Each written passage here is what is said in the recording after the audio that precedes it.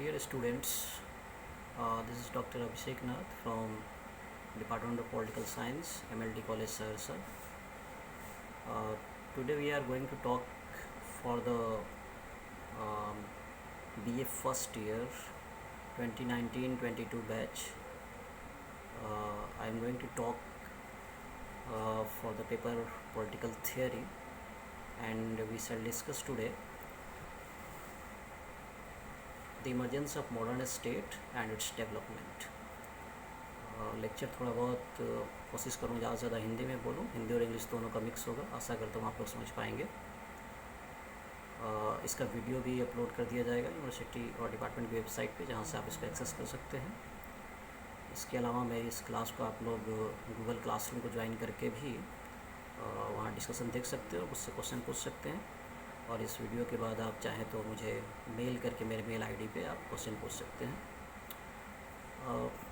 जहाँ तक आधुनिक राज्यों की बात है, तो जिस राज्य में हम रहते हैं और जो राज्य हम महसूस कर रहे हैं, यह आधुनिक राज्य ही है। और अगर सच कहें तो सही तरीके से व्यक्त करें तो इस राज्य के आगे आधुनिक शब्द लगाने की ज़रूरत नहीं है, क्योंकि यह राज्य अपने आप में उन सभी विशिष्ट गुणों को समाहित किए हुए है जो अपने आप में विशिष्ट हैं और अलग हैं, जो अन्य राज्य रूपों में पहले मौजूद नहीं थे। आधुनिक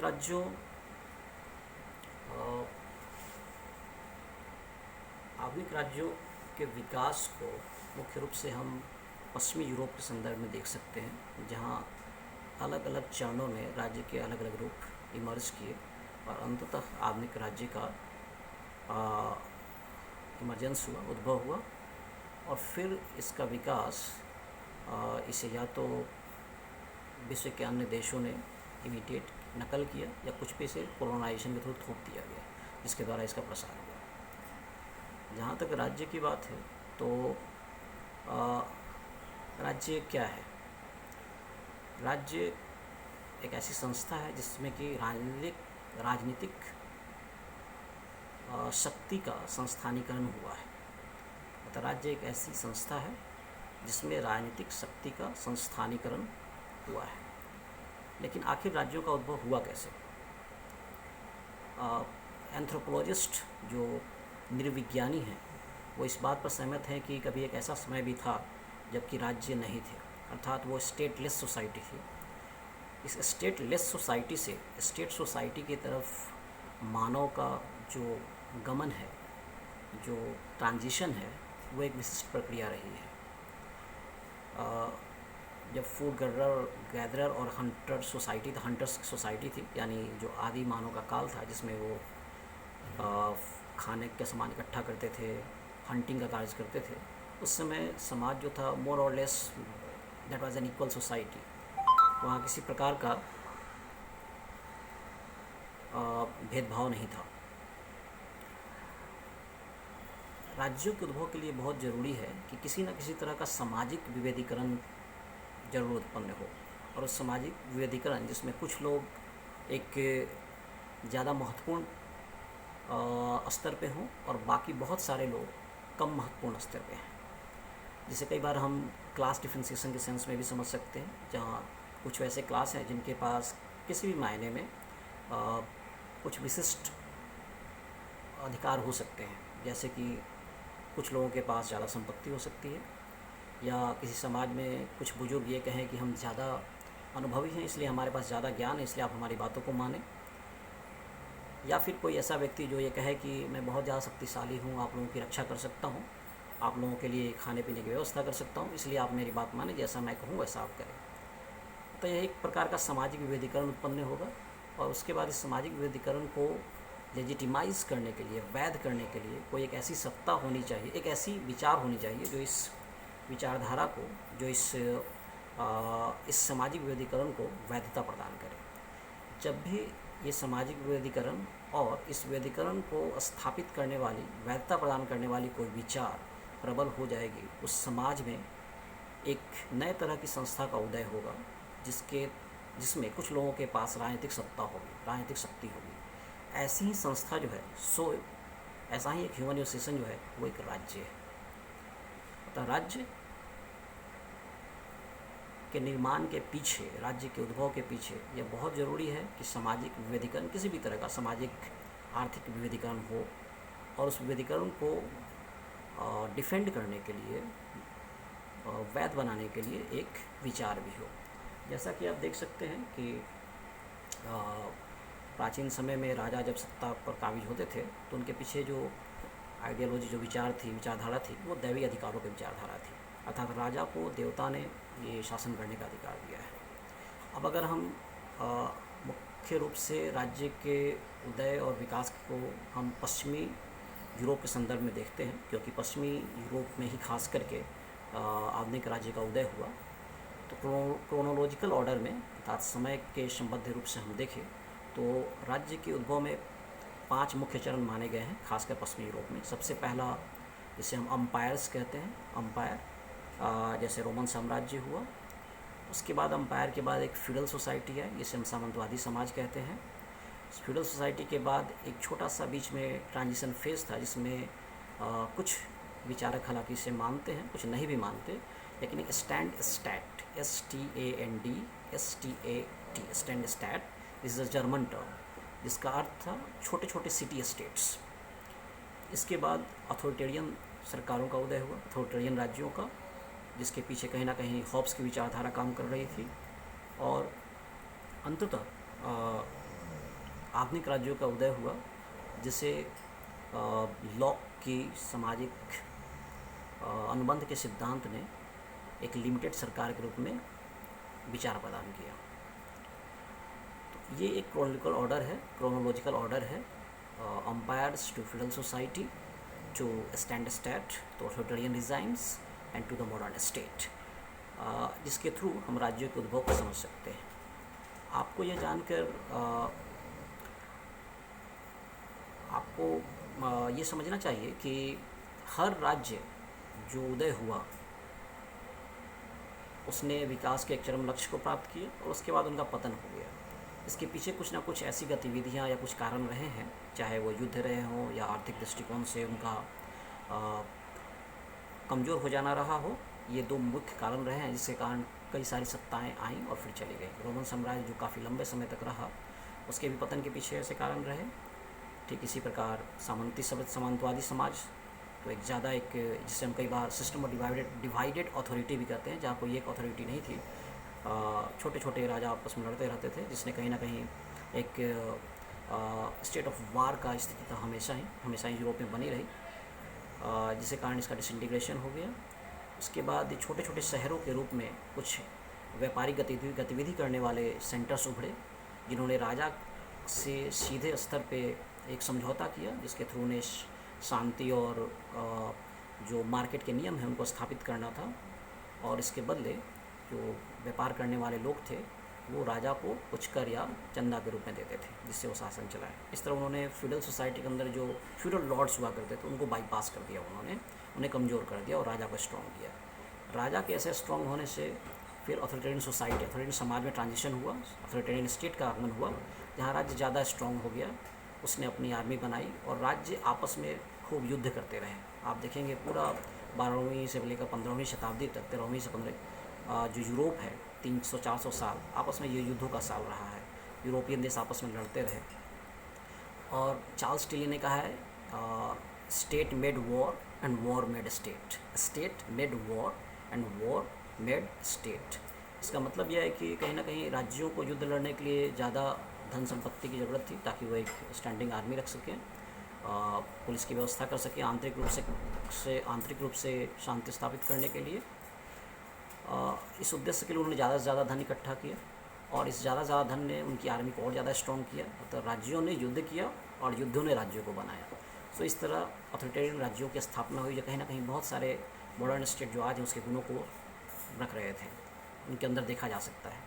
लेकिन अथॉरिटेरियन सरकारें जो थी, अथॉरिटेरियन राज्य जो थे, ये भी 2 तरह के थे, एक डेस्पोटिक और दूसरा कॉन्स्टिट्यूशनल। इन कॉन्स्टिट्यूशनल अथॉरिटेरियन स्टेट्स से मॉडर्न स्टेट का आगमन हुआ, जब इसको जॉन लॉक ने एक लिमिटेड गवर्नमेंट के रूप में अपनी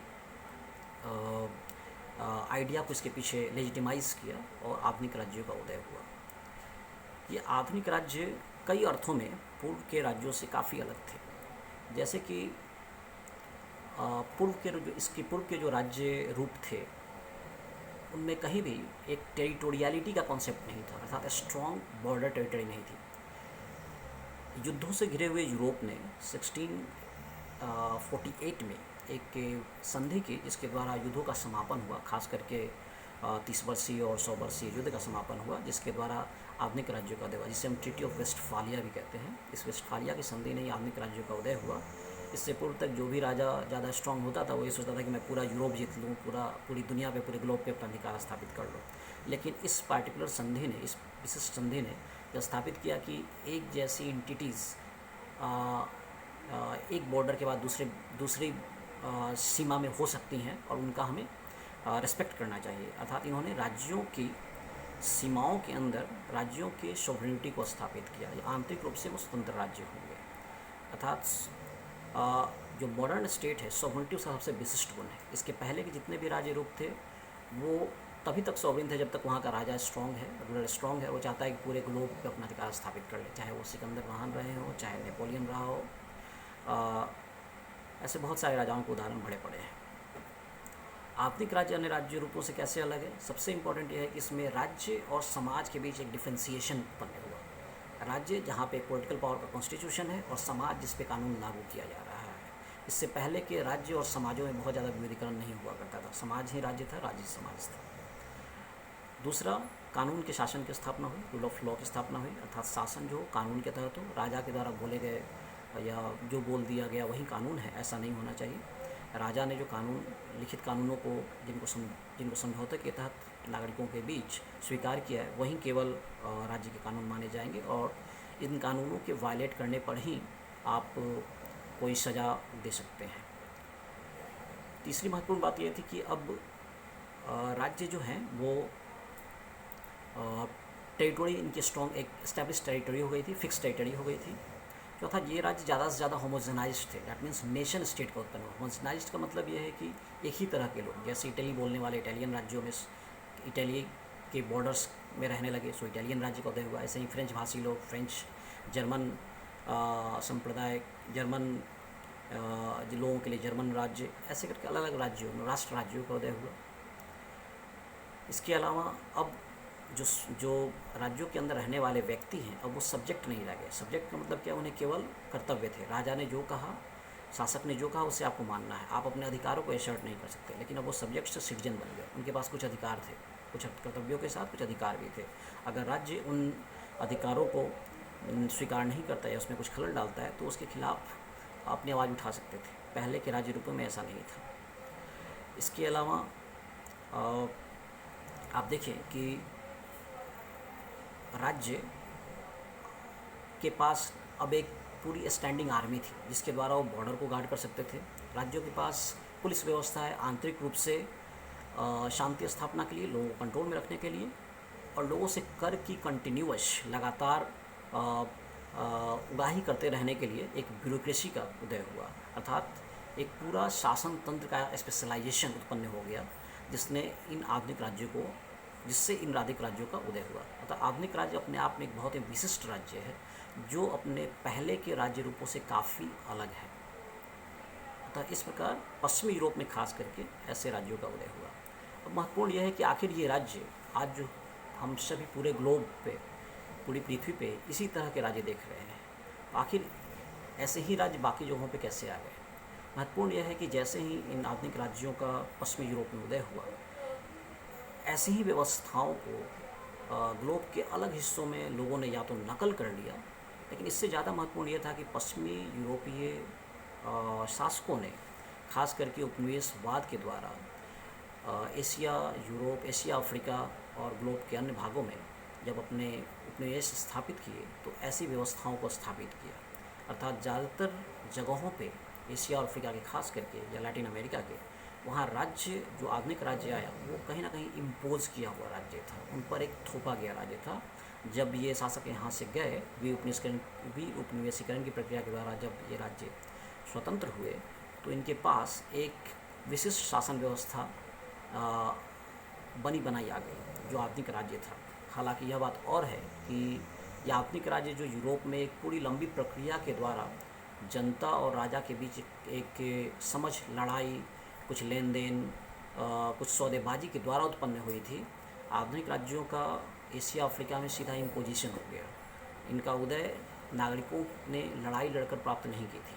अतः कहीं ना कहीं एक एक तरह का एक रिफ्ट भी देखने को मिलता है, एक समस्या भी देखने को मिलती है, जिसे हमजा अल्वी ने काफ़ी अच्छा उल्लेख किया है, जिसे वो भारत और पाकिस्तान के संदर्भ में कहते हैं कि ये जो नौ उपनिवेशवादी जो आधुनिक राज्य हैं भारत पाकिस्तान जैसे देशों में, ये राज्य क्या है, एक ओवर डेवलप्ड स्टेट है, अति विकसित राज्य है, जिनके राज्यों के स्ट्रक्चर तो ज़्यादा विकसित हैं, लेकिन सोसाइटी उस अनुपात में विकसित नहीं है इन राज्य के स्ट्रक्चर को संभाल के रखने के लिए।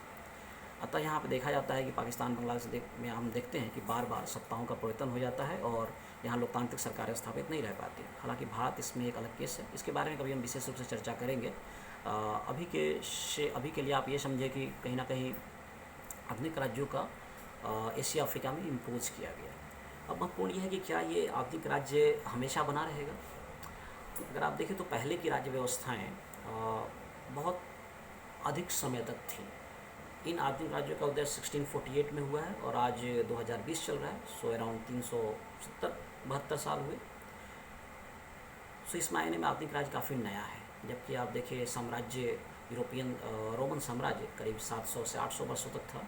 उसके बाद जो फ्यूडल स्टेट है वो भी एक लंबे समय तक रहा। इस हिसाब से आधुनिक राज्य काफ़ी नया है और इस अनुपात में इसके पास चैलेंजेस भी कई सारे हैं।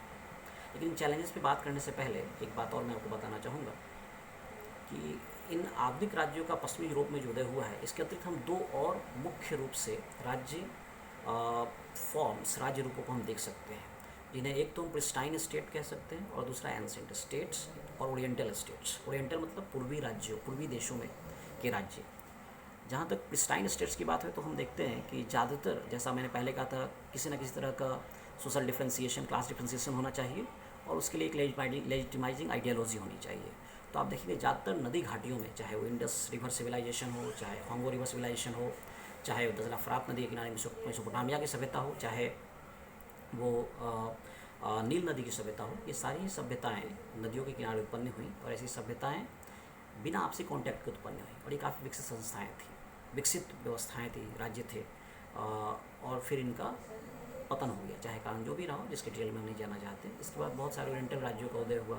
भारत में, चीन में बहुत सारी मजबूत सत्ताएँ उनको बढ़कर आई। जैसे अगर हम मौर्यों की शासन व्यवस्था को लें या चीन में हान लोगों की शासन व्यवस्था को लें, हान राज्य को लें, तो आप देखेंगे भारत में ऐसे राज्य, अगर मनु के राज्य की व्यवस्था को संदर्भ में समझे तो मनु ने कहा कि राजा को एक धर्म का पालन करने के लिए शासन बनाए रखने का अधिकार है, धर्म का पालन करता है, धर्म की स्थापना ही राज्य की स्थापना है। अर्थात धर्म जो है सो लेजिटिमाइजिंग आइडियोलॉजी है, जहाँ क्षत्रिय वर्ग शासन करेगा, बाकी उसके शासन के तहत रहेंगे। इसी प्रकार चीन में हम देखते हैं राजा को देवता का पुत्र माना जाता है, तो ये वहाँ की लेजिटिमाइजिंग आइडियोलॉजी थी, राजा क्यों शासन करे। तो इस प्रकार आप देखेंगे बहुत स्टेट फॉर्म्स, अगर वेस्टर्न यूरोप से बाहर हट के देखें तो कुछ अलग तरह के स्टेट फॉर्म में और भी जगह देखने को मिलते हैं। और महत्वपूर्ण यह है कि ये कोई भी राज्य एक दूसरों को देखकर इमिटेट करके उत्पन्न नहीं हुए, बल्कि स्पॉन्टेनियसली उत्पन्न हुए, जो नदी घाटी सभ्यताएँ थी और फिर उनका पतन भी हो गया। अब वापस आधुनिक राज्य पर अगर हम वापस आएँ तो आधुनिक राज्यों के मामले में महत्वपूर्ण ये है कि इन्हें कई सारे चैलेंजेस का भी सामना करना पड़ रहा है। सबसे आधुनिक राज्यों के साथ सबसे इम्पॉर्टेंट जो बात है वो ये है कि उनकी टेरिटरी और सॉवरेनिटी। तो अभी जो ग्लोबलाइजेशन का प्रोसेस चल रहा है, ग्लोबलाइजेशन जिसे हम वैश्वीकरण भी कहते हैं, हिंदी में वैश्वीकरण कहते हैं, वैश्वीकरण की व्यवस्थाओं ने कहीं ना कहीं राष्ट्र राज्यों के बॉर्डर को कहीं ना कहीं इररेलिवेंट बनाया है, खासकर इकोनॉमिक सेंस में और लोगों के माइग्रेशन के सेंस में भी। तो माइग्रेशन, ग्लोबलाइजेशन जो है सो बहुत बड़े पैमाने पे राज्य के दो मुख्य विशेषताओं को चैलेंज कर रहा है। पहला टेरिटोरियलिटी, दूसरा होमोजिनिटी। आधुनिक राज्य ज़्यादातर होमोजीनस राज्य हैं, लेकिन माइग्रेशन के कारण बहुत सारे लोग जब अलग राज्यों में पहुंच रहे हैं तो इससे उनकी होमोजिनिटी ख़त्म हो रही है और राज्य ज़्यादा प्लूरल राज्य होते जा रहे हैं, प्लूरलिटी बढ़ रही है, जिसके कारण वहाँ बहुत सारे समस्याएँ भी उत्पन्न हो रही हैं, उनको शासन करने की समस्याएँ उत्पन्न हो रही हैं।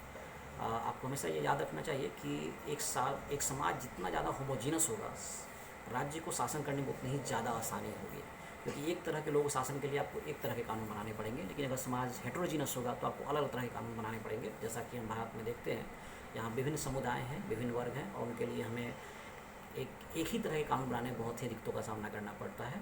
सबसे इम्पॉर्टेंट एक एग्जांपल मैं आपको दे सकता हूँ, जिसे हम यूनिफॉर्म सिविल कोड के रूप में जानते हैं। समान नागरिक संहिता आज 70 साल होने के बावजूद भारत में लागू नहीं हो पाई है। इसके पीछे सबसे महत्वपूर्ण कारण है सबसे महत्वपूर्ण कारण यही है कि भारत एक प्लूरल सोसाइटी है। तो ये जो माइग्रेशन है जिसके कारण प्लुरलिटी बढ़ी है, और दूसरा ग्लोबलाइजेशन जिसने टेरिटरी को क्वेश्चन करना शुरू किया है। तीसरी जो महत्वपूर्ण चैलेंज है वो है बहुत सारे रीजनल ग्रुपिंग्स उभर कर सामने आए हैं। रीजनल ग्रुपिंग्स जैसे कि सबसे महत्वपूर्ण है यूरोपियन यूनियन, जिसके अंदर बहुत सारे छोटे छोटे यूरोपियन राज्य मिलकर एक यूरोपियन समुदाय का निर्माण कर रहे हैं। आप एक ही सेंजन वीज़ा लेकर के पूरे यूरोप में भ्रमण कर सकते हैं। आपको अलग अलग राज्यों के वीज़ा पासपोर्ट की जरूरत नहीं पड़ेगी। आपको अलग राज्यों के वीज़ा की जरूरत नहीं पड़ेगी। पासपोर्ट तो ऑब्वियसली आपको एक ही राज्य का होगा, एक ही देश का होगा। लेकिन कहीं ना कहीं ये टेरिटरी को क्वेश्चन कर रहे हैं, और राज्यों की सोवरेनिटी जो संप्रभुता है उसको कहीं ना कहीं इसे चैलेंज कर रहे हैं, सोवरेनिटी को। और आप जानते हैं संप्रभुता और टेरिटोरियलिटी आधुनिक राज्य का सबसे विशिष्ट लक्षण है। तो हम कह सकते हैं कि हो सकता है कि आधुनिक राज्य के एक नए रूप हमें देखने को मिले, नया रूप उदय हो सकता है। अब मैं अपनी बात को समाप्त करना चाहूँगा। तो ये आधुनिक राज्य, इसके उद्भव और विकास के संदर्भ में मैंने बात की। ये BA फर्स्ट ईयर के पॉलिटिकल थियोरी के कोर्स में है। सेकंड टॉपिक है ये आपका, जहाँ से आप इसे पढ़ सकते हैं।